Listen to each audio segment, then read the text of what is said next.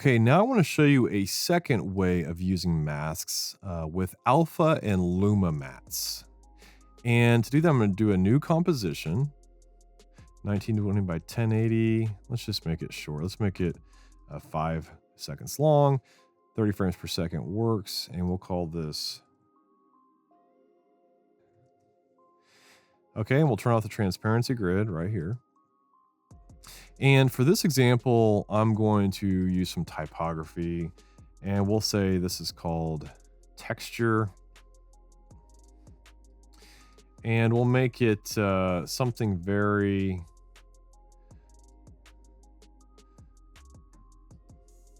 kind of blocky. And we'll increase the size of it so it's pretty darn big. Maybe even more. I'll decrease the tracking here. Let's make it even bigger.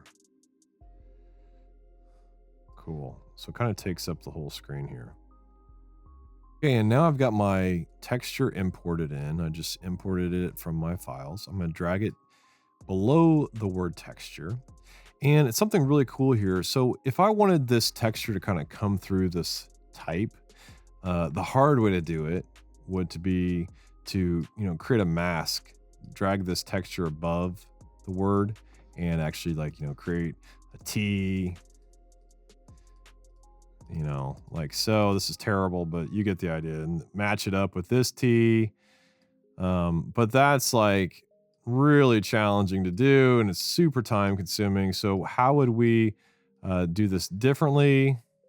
We would use something called an Alpha or Luma mat. And how that works is I actually want to bring my texture below the type here. And you could use this for type. You could use this for a graphic, for anything that has an alpha channel to it, right? Because we know that this type has an alpha channel to it, right? So here's the alpha channel. I'm going to turn both of these back on. And under toggle switches and modes down here, we want to switch to modes. And right here under track mat, there's something, it's always set to none, but there's 4 things here. There's alpha mat, alpha inverted mat, luma mat, and luma inverted mat. So watch what happens when I select alpha mat. Boom, the texture goes right through the word texture. And if I turn the alpha channel back on, you can see here, it's just using the alpha channel of the type, and it's making it see through that type. I could do the opposite. I could say alpha inverted mat. And what happens here is it doesn't look like there's much going on, but where it's black here, this is the alpha channel now. So if I turn alpha channel on, you can see, boom, we could put something back here in the very back, like the kid watching TV. And let me scale them down here. And, you get the idea, right? Not the greatest example there. So we also have something called Luma mat.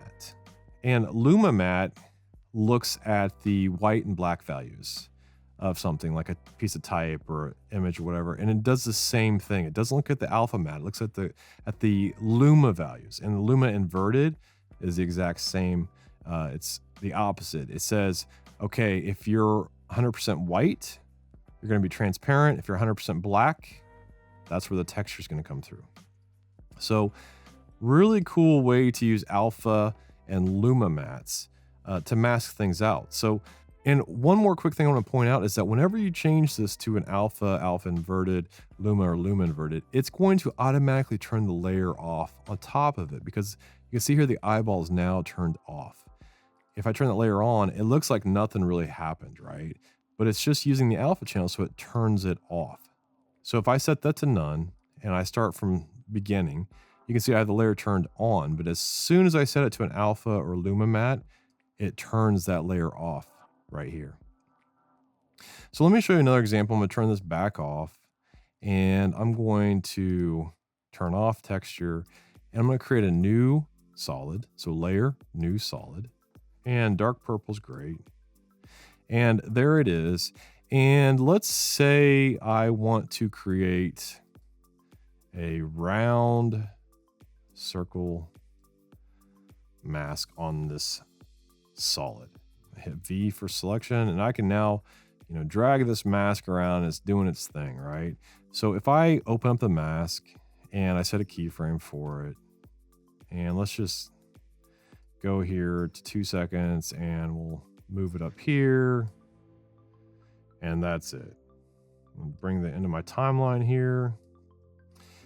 And so now if I set this texture to alpha matte, this deep purple solid, it's going to look at that alpha channel and say, that's where I need to be. So as that mask moves, you can see the texture through it. Same with alpha inverted. So now there's always going to be something, if I had some footage back here behind here or something like that, would, be interesting. Luma-mate is not going to do anything because there's no luminance value in a black solid, right? There's no black and white value. So it's not going to do anything at all. It can't see a matte, but it can see an alpha matte, just like that. So very cool. So I've imported some ink footage here, and I want to show you how you can use Luma-mate with ink footage. So I'll drag this and I'll drag it right below the solid here. I'll turn the volume off and I'm going to click and drag the layer. So right there, that's kind of cool. So now I will set this, I'll turn it off and I'll set, there's no alpha channel on this footage, right? It's just white and black values. So alpha channel, turning this layer off doesn't do anything. But if I switch it to Luma-mate, there we go. There's the inside. It's looking at the black value and saying that's transparent. Or I can do the opposite. I can move to Luma inverted matte. And now that black value is where this shows up. So this is how people get that really cool ink kind of stuff going on in a lot of motion graphics these days.